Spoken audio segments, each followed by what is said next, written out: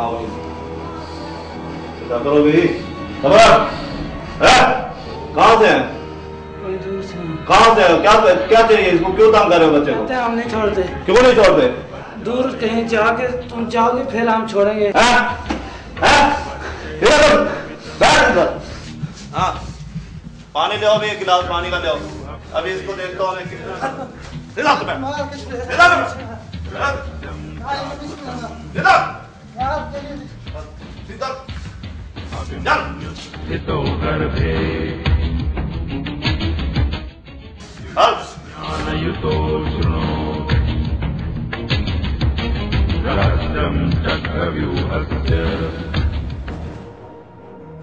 कोई जेनविन नहीं है, ये तंग कर रहे हो आप दोबारा नहीं करना इस तरीके से।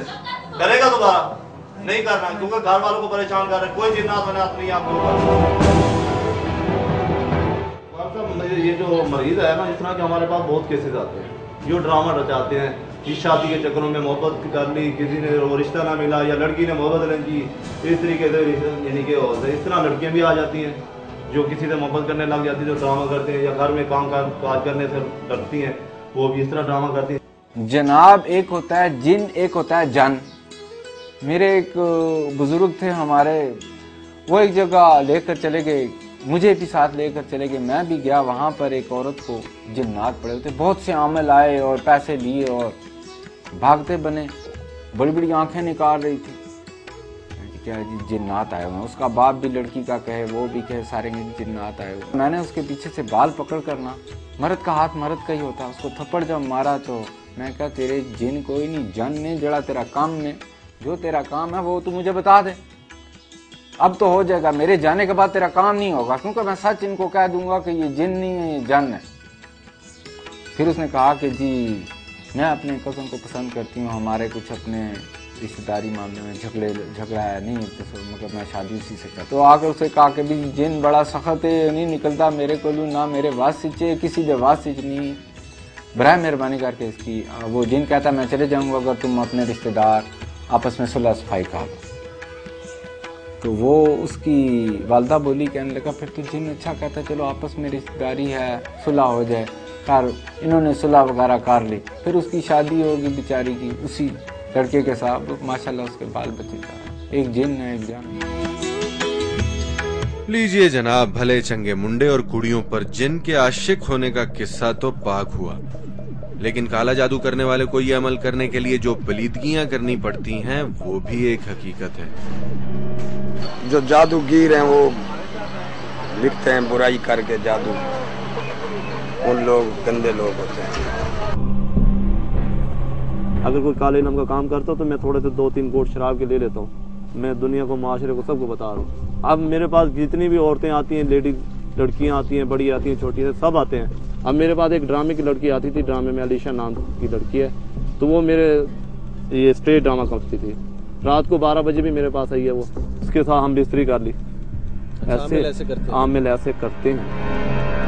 नूरी इल्म का आमिल नेक और पाकीज़ा जिन्नात को अपने कब्जे में लेकर उनसे अच्छे काम करवाने का दावा करता है, लेकिन काला जादू किन ताकतों के जेरे असर चलता है ये भी हजार दास्तान से कुछ कम नहीं। मान हो गया, ये काला कवा हो गया, महांद्री देवी होगी, सुंदरी देवी होगी, गणेश महाराज हो गया, काफी इतने लोग हैं, नाम है जिसमें ये पाए जाते हैं। तो काली देवी होगी, माता देवी होगी, ये सब इब्लीसी फौज है। अब सुंदरी देवी का जो हम चिल्ला कर रहे हैं, उसकी पढ़ाई कर रहे हैं, तो ये बीवी के रूप में भी आती है और इसके अलावा बहन के रूप में भी आती है, बेटी माँ के रूप में भी आती है। जादूगर चाहे जिस जगह भी बैठा उसे तलब कर, चाहे सीता है, चाहे राम है, चाहे लक्ष्मण है, चाहे हनुमान है, जो भी है वो आएगा, उसे आना पड़ेगा। कोई कहता है कि जी ये इब्लीस का है, कोई कहता है जी ये हनुमान का है, कोई कहता है जी ये सीता का है, कोई राम का है, कोई लक्ष्मण का है, कोई मीरे का है, कोई मुल्ला का है। हजारों किस्म के इन लोगों ने इल्म, ये सब शैतानी कूदते हैं। दूसरा लफ्जों में यह है कि कुरान पाक को उल्टे अल्फाज में पढ़ा जाता है। ये होता है ठोस काला इल्म। जो ठोस काला इल्म है, बजाय मंतर के ये जो काला इल्म कुरान हरूफ में उल्टा पढ़ा जाता है, कोई सूरत या बिस्मिल्लाह को जिस तरह उल्टा पढ़ते हैं, ये होता है ठोस। बदी की काली कुव्वतों से मदद लेने की आड़ में आमिल और जादूगर हर वो गंदा अमल कर गुजरते हैं जो दीन इलाही की तकरार हो। माजी करीब में कुरानी आयात को शैतानी तरतीब में लिखने पर सलमान रुश्दी को वाजिबुल कत्ल और मलऊन करार दिया जाता है, लेकिन वतन अजीज के कोने कोने में फैले हुए माहिर अमलियात जो हर रोज कुरान को बिगाड़ कर पढ़ भी रहे हैं, लिख भी रहे हैं, उनके लिए कोई फतवा सामने नहीं आता, उनके लिए कोई कानून वजूद में नहीं आता। और यही नहीं, हमारे मुआशरे का एक बड़ा तबका इन शैतानी आयात को बाकायदा तावीज बनाए गले में बांधे फिरता है और इनके करिश्मों से बहरामंद होने पर यकीन भी रखता है। जहालत के इस तौक को अब उतार फेंकना होगा, वरना हम किसी जहान में मुंह दिखाने के काबिल नहीं रहेंगे। काला जादू क्या है और इसकी मजीद बदतमीजियां और स्याहियां क्या हैं, अगर आप ये सब देखना, जानना और सुनना चाहते हैं तो सच के सफर में मेरे साथ रहिएगा।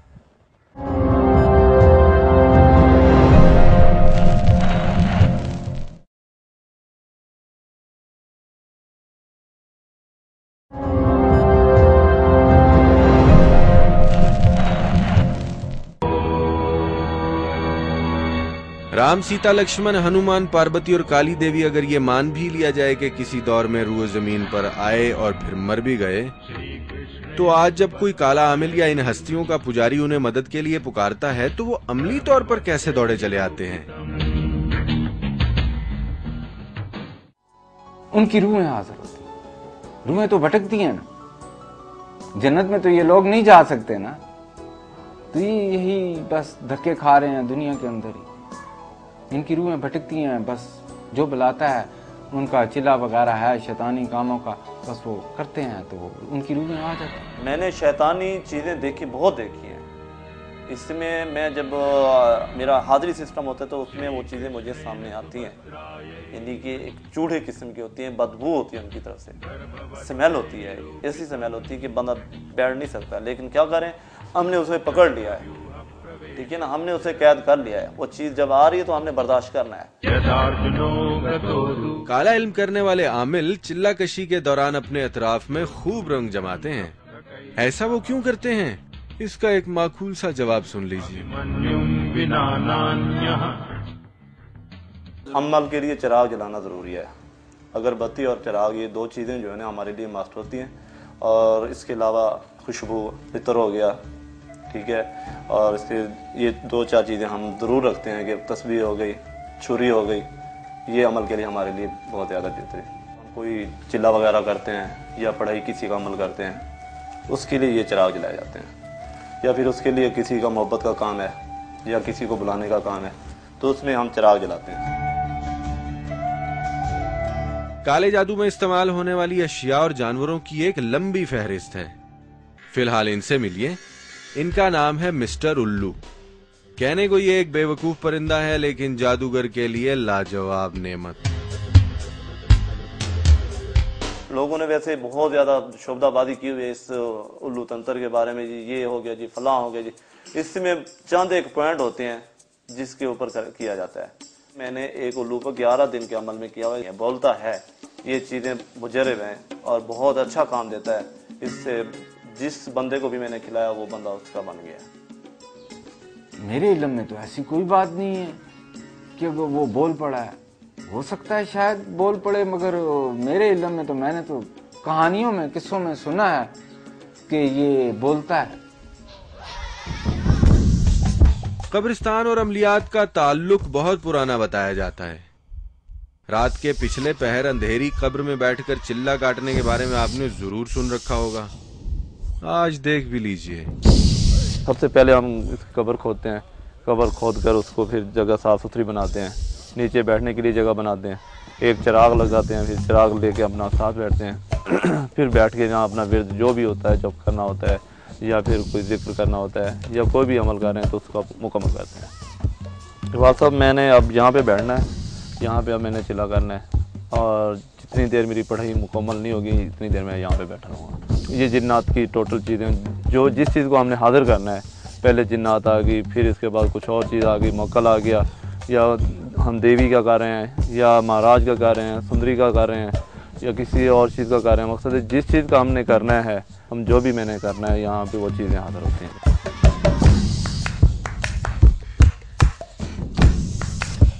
इंसानी खोपड़ी पर तिलिस्माती अमल भी काले जादू का एक अहम सुतून है। मुर्दों और कब्रों की तकरीम करने वाले मुआशरे में मरे हुए इंसान की खोपड़ी चुरा लेना भी किसी मार्के से कम नहीं।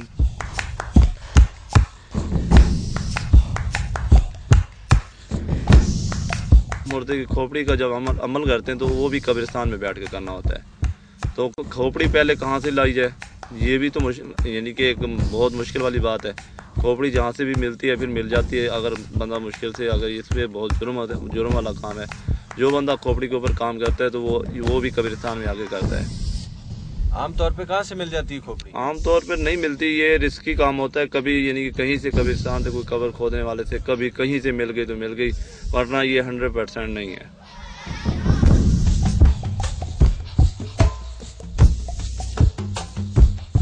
वक्त रात 2 बजे का हो, मकाम कब्रिस्तान में एक ताजा खुदी हुई कब्र हो और ऐसे में आमिल का कोई मंत्र सुध हो जाए और फर्ज करें जिन्नात हाजिर हो जाएं, तो दिलो दिमाग की क्या हालत होगी, ये जादूगर इसे यूं बताता है।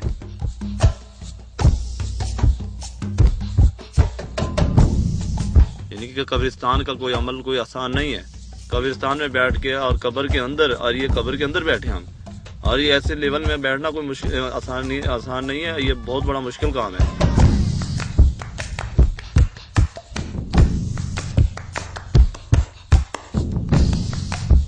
6 फीट गहरी इस अंधेरी कब्र में बकायमी होशो हवास से एक जादूगर की संगत में चंद घंटे गुजारना मेरे लिए नाकाबिले फरामोश तजर्बा था। यानी इस वक्त रात का आखिरी पहर है और हम लोग कब्र में बैठे हुए हैं। हाँ, ये बड़ा मुश्किल अमल है। ये तो मुश्किल अमल है, तो आपके लिए तो मुश्किल है, हमारे लिए कोई मुश्किल नहीं है। अज़ौक़ात ऐसा होता है कब्र के अंदर कोई जिन हाजिर हो जाए, अकेले बैठे। कब्र के अंदर जिन नहीं आता होता, ये हमने इशार क्या होता है, तो बाहर ही वो चीजें दिखाता है, बाहर ही शोर मचाता है। ऊपर से जो फटे होते हैं हमारे ऊपर से पता लगता है कि ऊपर से फटे उठा लिए, लेकिन उठाते नहीं है।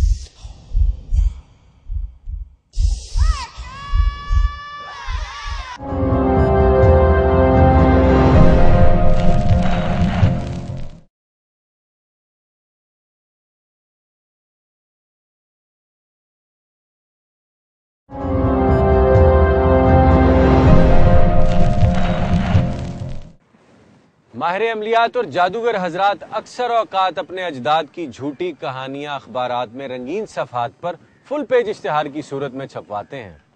दौरे हाजिर का एक 2 नंबर जादूगर दुखी इंसानियत को अपने अजदाद की कहानियां सुनाकर बजरिया इश्तिहार कैसे घेरता है, जरा मुलाहिजा कीजिएगा। इल्म चले करंट की चाल 2 नंबर नजूमी प्रोफेसर आमिल परेशान। प्रोफेसर जिंदा पीरे कामिल सैयद जुम्मन अली शाह मारूफ बाबा जी जिन्नों वाली सरकार, जिनके दादा पीर करम अली शाह मुंबई की साहिब करामत हस्ती थे। हमारे दादाजी सरकार का क़याम पाकिस्तान के वक्त पंडित काशीराम के साथ झगड़ा हो गया, जो उस दौर का माना हुआ जादूगर था। दादा हुजूर ने जब उस पर अपना खानदानी अमल किया तो चंद मिनटों में ही पंडित काशीराम ने घुटने टेक दिए और उनका मुरीद हो गया।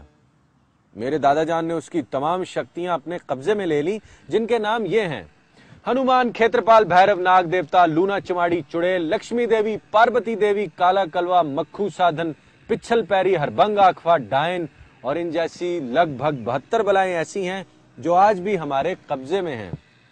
इनके अलावा मेरे दादाजी पीर करम अली शाह मुंबई वाले के पास सैकड़ों की तादाद में दीगर बलाएं भी थे, जो उनके इस दुनिया से पर्दा फरमा जाने के बाद मुझे विरासत में मिली और आज भी मेरे जेरे इस्तेमाल है। काम ना होने की सूरत में आपके पूरे पैसे वापस।